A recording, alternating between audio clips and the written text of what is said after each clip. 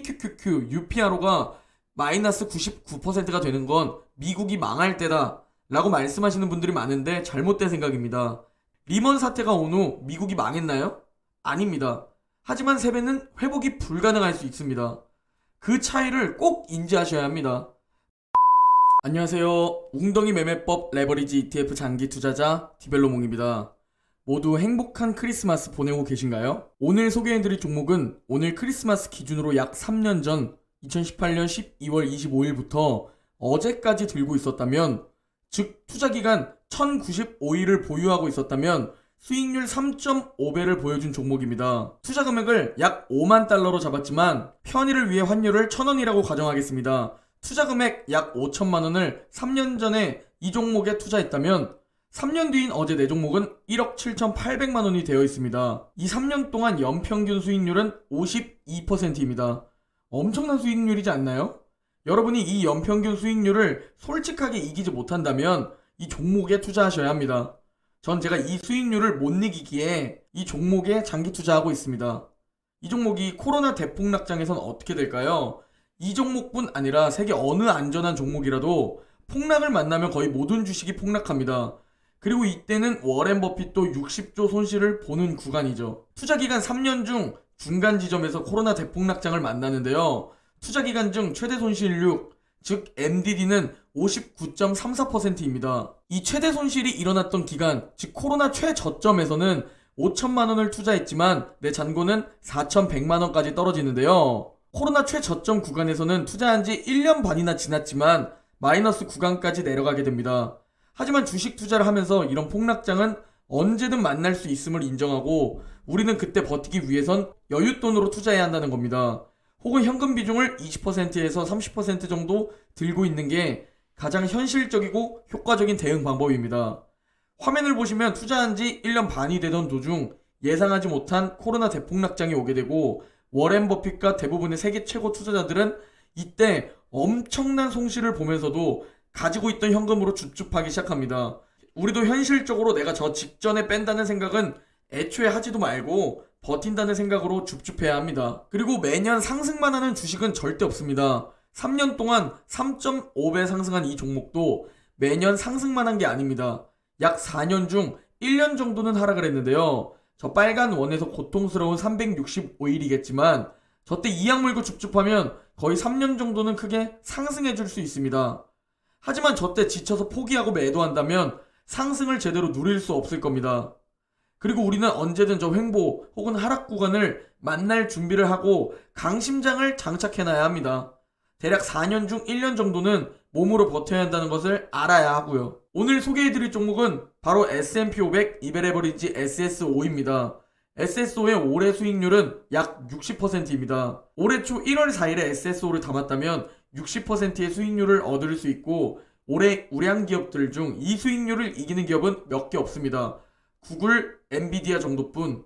굳이 개별 종목에 투자하기보다 QLD와 SSO에 투자해야 한다고 항상 말씀드리는 이유입니다.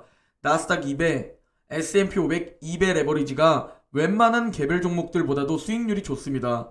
만약 내가 2배 레버리지보다 수익률이 좋은 종목을 잘 고른다면 당연히 개별 종목을 선택해야겠지만 그게 아니라면 저처럼 2배 레버리지에 장기 투자하는 게 좋습니다. 먼저 S&P 500의 섹터별 비중인데요. 기술 비중이 약 36%로 가장 높고 소비재 15%, 금융 13%, 헬스케어 13%, 산업 8% 등등의 순으로 되어 있습니다. 그리고 보유 비중 탑10 종목을 살펴보면 QLD와 거의 비슷하지만 탑10의 비중이 QLD는 전체 비중의 50%라면 SSO는 28%입니다.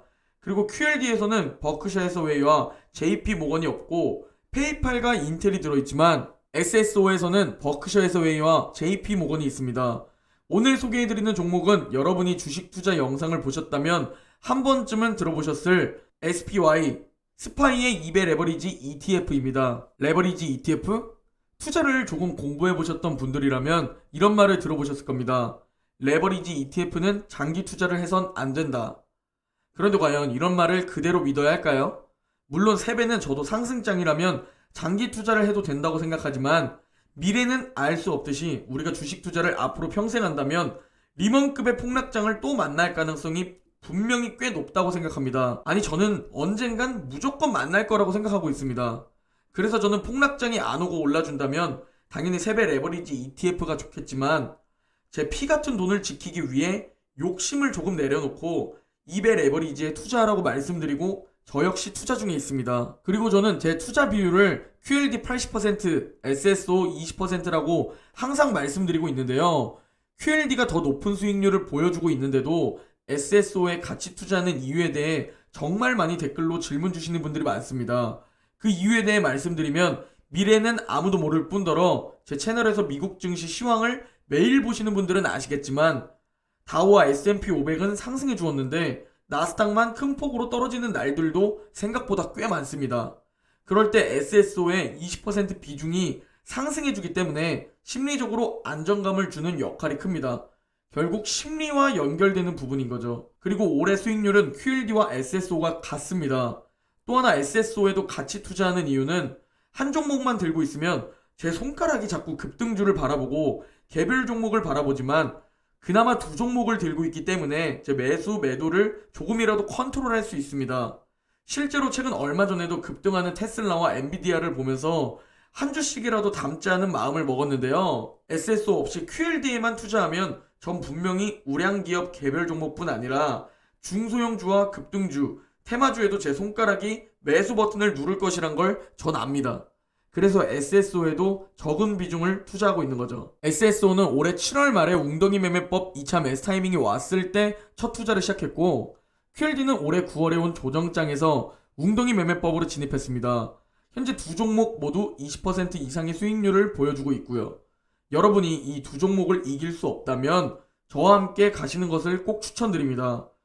깨알 TMI로 1번 계좌와 2번 계좌를 물어보시는 분들이 많아서 말씀드리면 1번 계좌는 매월 제가 열심히 일해서 이곳에 돈을 넣고 이 계좌로 적립식을 하고 있고요. 2번 계좌는 거치식으로 4천만 원이라는 돈으로 제가 어디까지 불릴 수 있을지 한번 해보고 있습니다.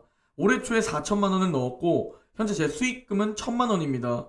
바이오 3배 레버리지 랍으로 큰 손절을 해서 수익금이 생각보다 저조한데요.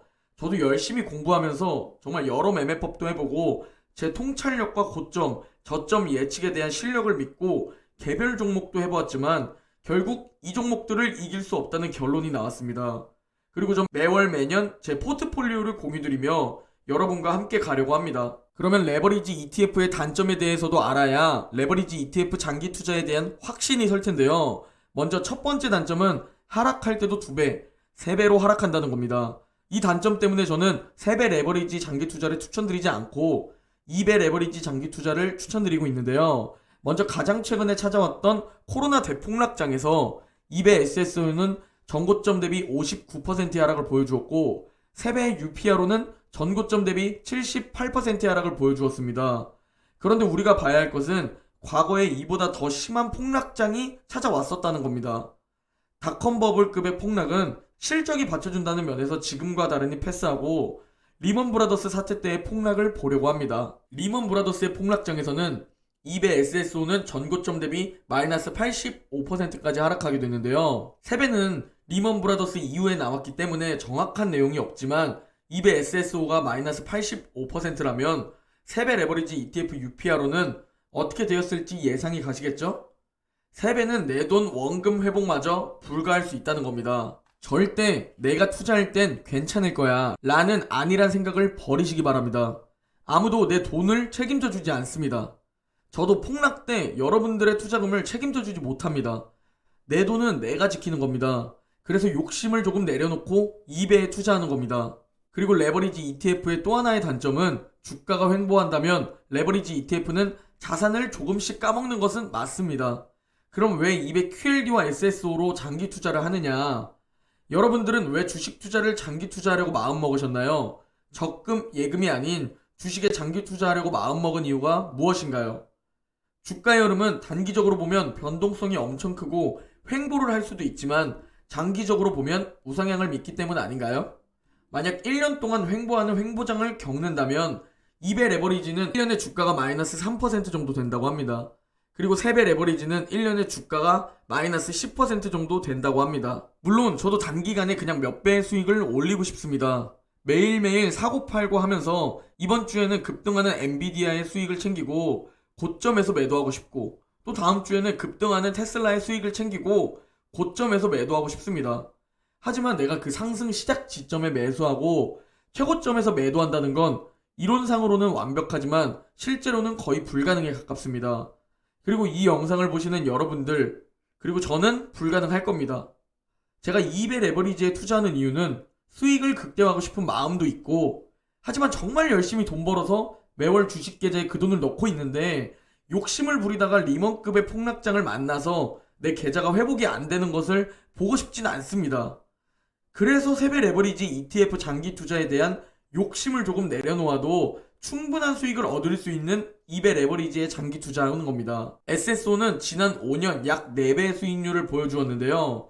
2016년 12월 38달러였던 SSO는 2021년 12월 현재 143달러까지 올라왔습니다. 저에게 세배 레버리지에 대한 댓글들을 주실 때 TQQQ, UPRO가 마이너스 99%가 되는 건 미국이 망할 때다 라고 말씀하시는 분들이 많은데 잘못된 생각입니다.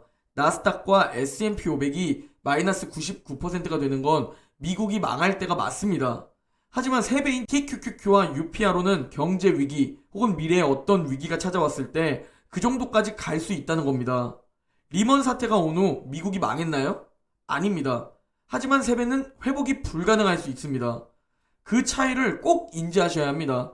저는 이베 레버리지가 장기 투자 욕심의 마지노선이라고 생각하고 있습니다. 앞으로 저와 함께 QLD, SSO에 장기 투자하다 보면 정말 많은 악재들을 만날 겁니다. 코로나와 같은 바이러스를 만날 수도 있고, 경제, 금융 위기를 겪을 수도 있고, 미중 무역 갈등 속에 있을 수도 있습니다. 그리고 멘탈이 정말 무너지는 때가 분명히 올 겁니다. 그리고 그걸 버티고 그때마다 웅덩이 매매법으로 계속 줍줍하고 매수하시는 분들은 훗날 경제적 자유에 도달할 수 있을 것이라고 확신합니다. 오늘 영상은 여기까지입니다. 제 영상이 도움이 되셨다면 구독과 좋아요, 댓글 한 번씩 꼭 부탁드립니다. 모두 메리 크리스마스! 내일 영상에서 뵙겠습니다.